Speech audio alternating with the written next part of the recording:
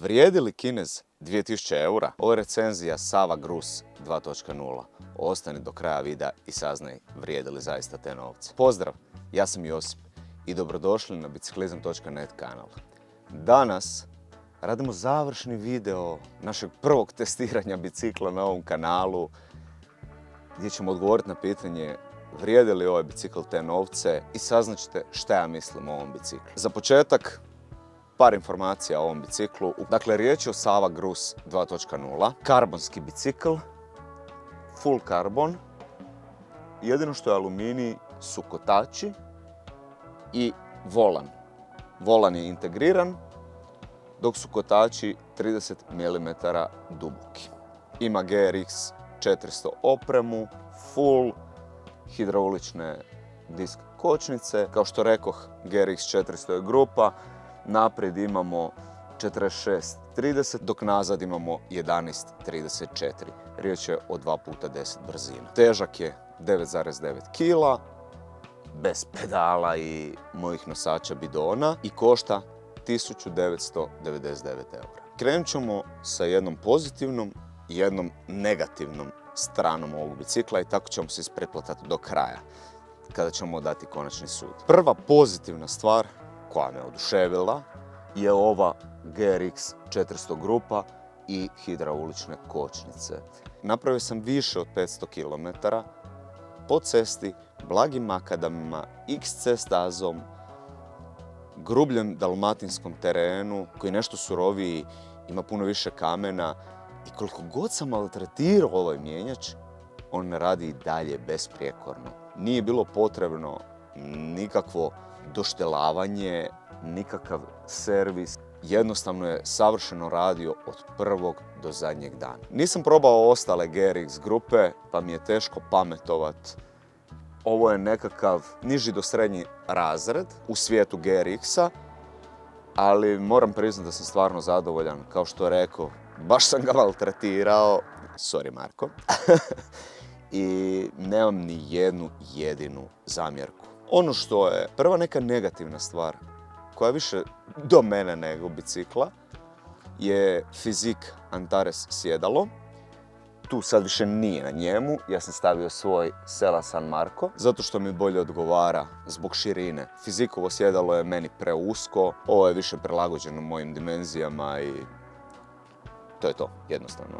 Tako da, teško je reći da je to stvarna mana bicikla. Sljedeća pozitivna stvar je dizajn i boja ovog bicikla. To je individualna stvar. Vi možete reći da vam je katastrofa. Teško mi je i reći kako je to na videu u odnosu uživo. Svi moji prijatelji koji su ga vidjeli, koji su bili na vožnjama sa mnom, su se oduševili bojom. Dizajn je stvarno prekrasan.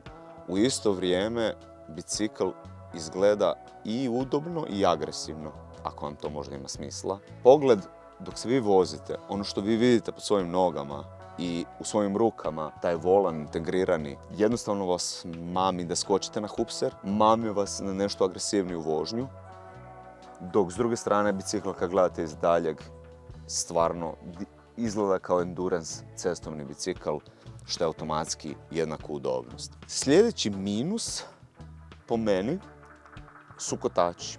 Iako imaju Shimanove nabe, iako imaju solidnu dubinu od 30 mm, kada bi ja sutra kupio ovaj bicikl, išao bi na karbon. Iz par jednostavnih razloga. Karbonski kotači na cestovnom biciklu, ali i na grevelu, su jednostavno lakši, brži, čvršći, udobniji i upravljiviji od aluminijskih kotača. Sljedeći plus ovog bicikla, da ostanemo blizu kotača, su definitivno ove gume, ali i sama udobnost bicikla. Gume su samo jedan od faktora te udobnosti. Drugi faktor je karbon. Bicikl tijekom makadamskih vožnji, čak i tijekom malo agresivnijeg kamenjara u Dalmaciji, ja se nisam osjećao umorno nakon tek vožnje. Čak i kad sam napravio 100 km vožnju na ovom biciklu, nisam došao sav razdrndan doma. Osjećao sam se jako odmorno. što mi govori da je ovaj bicikl jako udoban. Nisam imao nikakvih problema s bolovima, iako sam ja na knap za ovu veličinu, puno više bi mi pristajala veličina iznad ovoga.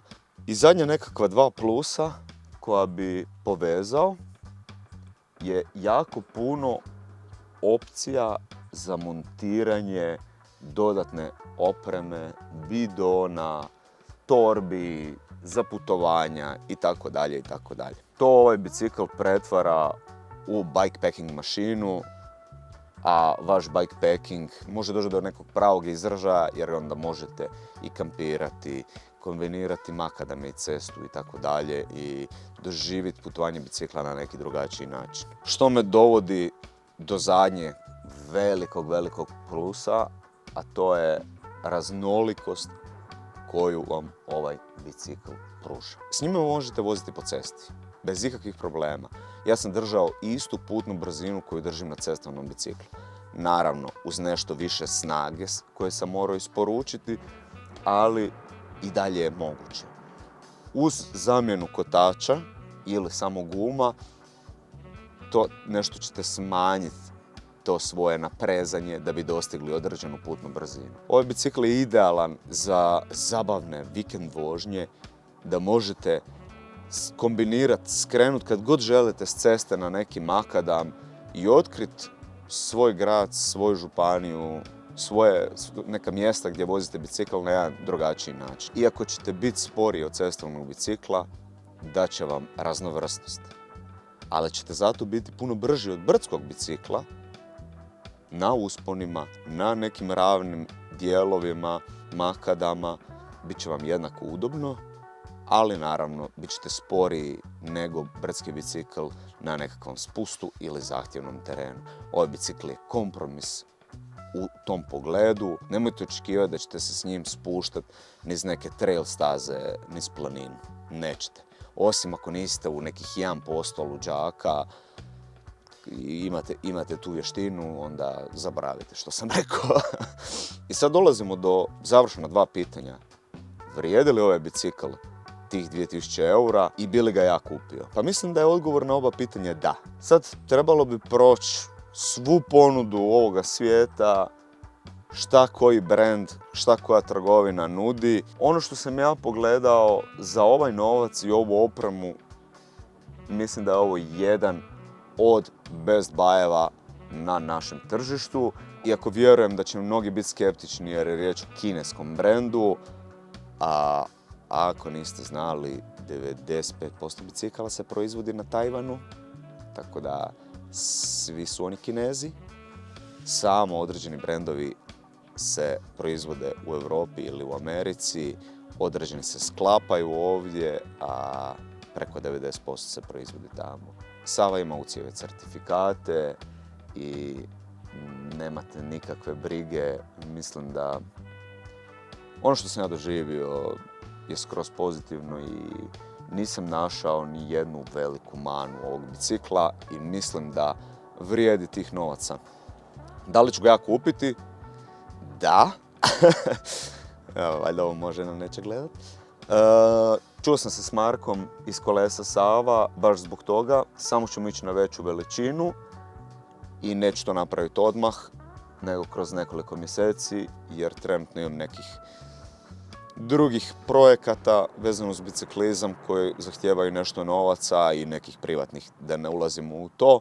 U nekoj skorijoj budućnosti ja se nadam da će ova ljepota ući u moju garažu u svojstvu M+1 bicikla. Ono za što bi ga ja koristio, kao što sam već rekao u ovim prijašnjim videima, povremeno bikepacking putovanje, povremene vikend vožnje, da malo razbijem tu monotoniju, da skrenem na makadam i vjerojatno za neke vožnje zimi. U ovih više od 500 km koje sam napravio s njim, stvarno sam se zabavio, jer po tom makadamu sam bio brži od brdskog bicikla. Sporost na cesti u odnosu na cestovni bicikl mi nije smetala. Sveukupno gledajući vožnje koje sam prije radio na brdskom biciklu, duge endurance vožnje po 100 km, sada na ovom biciklu su bile jednako udobne, a brže. Prema tome, jako sam zadovoljan. Ovaj bicikl ima veliku preporuku od mene i fingers crossed, nadam se da ću si priuštiti ovako nešto jer stvarno sam se zabavio i oduševljen sam u konačnici s ovim biciklom. Kao što sam rekao, prvo što bi napravio je zamijenio sjedalo jer mi ne odgovara širina i kupio bi bolje karbonske kotače iz razloga niže navedenih. Cijeli ovaj serijal koji ste gledali o Savinom biciklu, playlistu ću staviti u kut, nije bio sponzoriran. Bicikl smo dobili od firme Kolesa Sava, dolje vam je link. Bicikl smo dobili na posudbu, besplatno naravno. Nismo nikakav novac primili, nismo nikakav novac dali. Dogovor je bio da možemo reći šta god želimo o biciklu, da doslovno ako je sranje, reci da je sranje, ako je super, reci da je super. Ovo je prvo iskustvo koje svi mi imamo sa gravel biciklom, pod svim mi mislim na ekipu s biciklizam.net-a. Dali smo sve od sebe da ga testiramo, preko 500 km i ovaj bicikl zaslužuje svaku našu preporuku i poprilično sam siguran da ću kupiti jedan za sebe. To bi bilo to. Ako vam se svidio ovaj video, lajkajte ga, podijelite ga s prijateljima koje zanima gravel bicikl ili biciklizam općenito. Pretplatite se na naš kanal, besplatno je i vidimo se u nekom sljedećem videu, recenziji, vlogu, podcastu, svega ima na ovom kanalu. Aj bok.